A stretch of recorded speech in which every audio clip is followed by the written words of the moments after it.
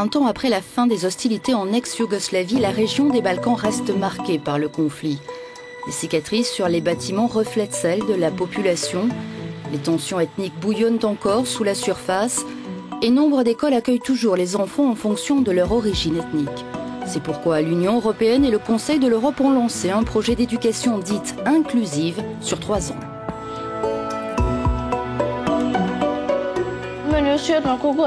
Ça m'est égal de connaître tes origines. Le plus important, c'est d'avoir des amis. Ce n'est pas important qui ils sont. L'essentiel, c'est comment ils sont à l'intérieur. Nous sommes tous pareils.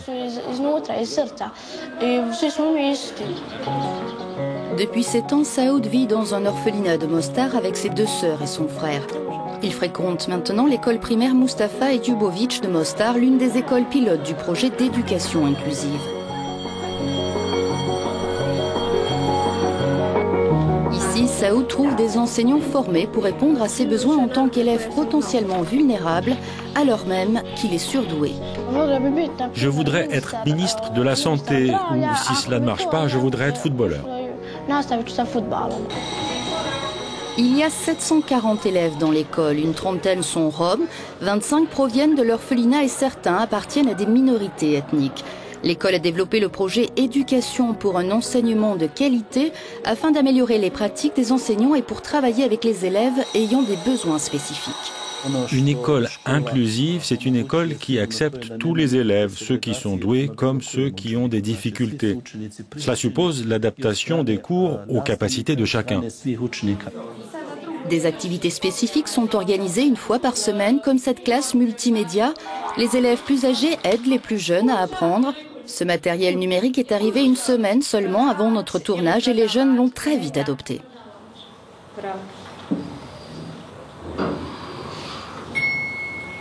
Ça fait quelques mois que je participe à cet atelier de soutien scolaire. J'aime aider les autres et c'est pour cela que je suis ici. Ça nous arrive à tous de nous retrouver dans une situation où l'on ne sait pas faire quelque chose. Plusieurs élèves avec des besoins particuliers ont donc profité de ces programmes éducatifs ad hoc. Adissa, une fillette rom de 9 ans, participe à des ateliers et à des cours de rattrapage car ses parents ne peuvent pas l'aider à la maison.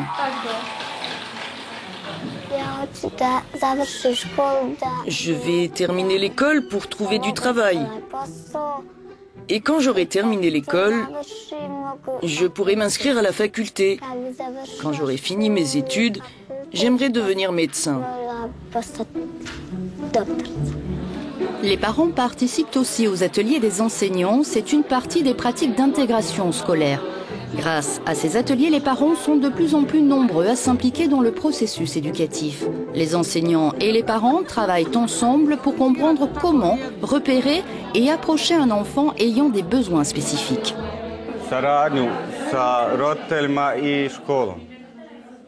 La collaboration entre les parents et l'école et les parents qui viennent plus souvent voir les enseignants facilite le succès des enfants à l'école.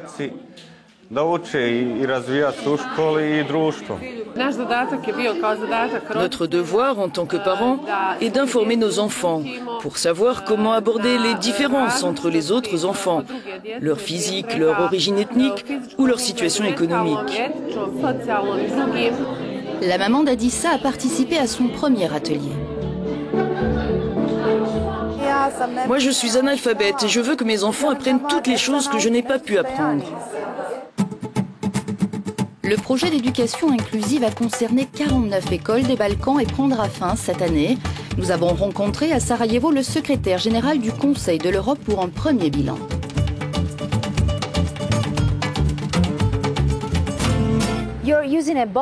Vous utilisez une approche du bas vers le haut. Est-ce que vous voulez transformer ce projet en une véritable politique? Nous utilisons ces projets pour les transformer en véritables politiques d'éducation dans les différents pays. Il faut pouvoir aller à l'école pour que les gens puissent travailler ensemble.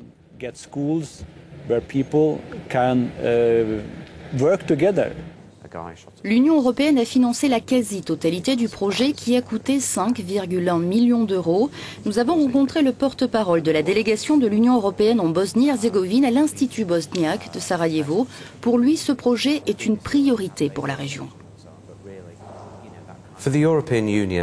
Pour l'Union européenne, l'éducation inclusive pose d'abord et avant tout la question des droits de l'homme universels.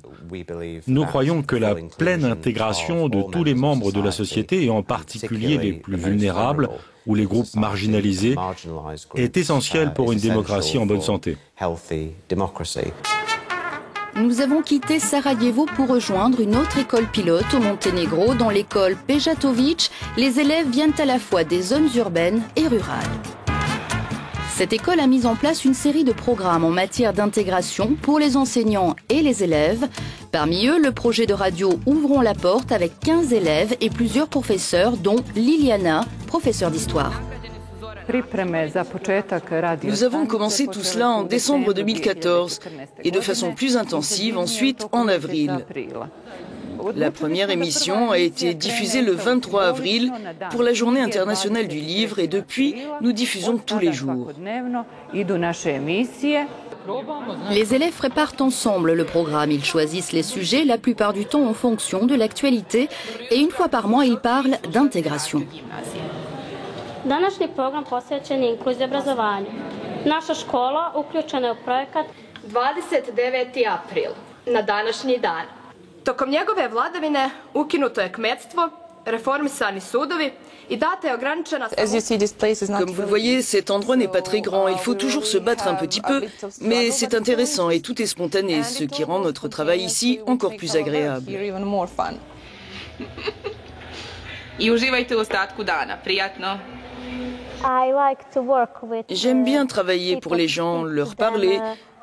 Je veux avoir une influence sur les jeunes et sur le public. Je veux partager mes expériences avec eux.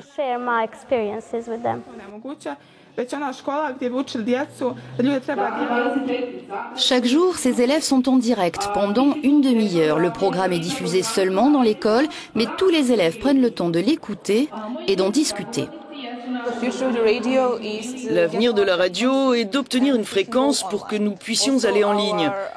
Ce que nous voulons aussi, c'est que tout le monde puisse nous entendre en ville, pas seulement les élèves. Cette éducation inclusive ne cherche pas à changer les habitudes des professeurs, au contraire, elle cherche à transformer profondément le système éducatif lui-même, et c'est ce qu'apprécient les élèves.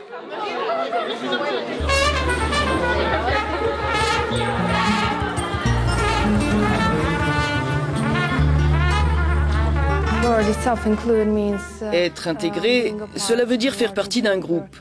Chacun est respecté pour qui il est. Je ne crois pas que toutes les écoles soient intégrantes, mais je crois que nous construisons une communauté basée sur des comportements d'intégration. Et les gens se sentent mieux acceptés aujourd'hui. Je crois que chaque enfant différent doit être accepté. Et une école d'intégration, pour moi, veut dire qu'on est tous semblables, on est tous pareils. belong together and that we are like one.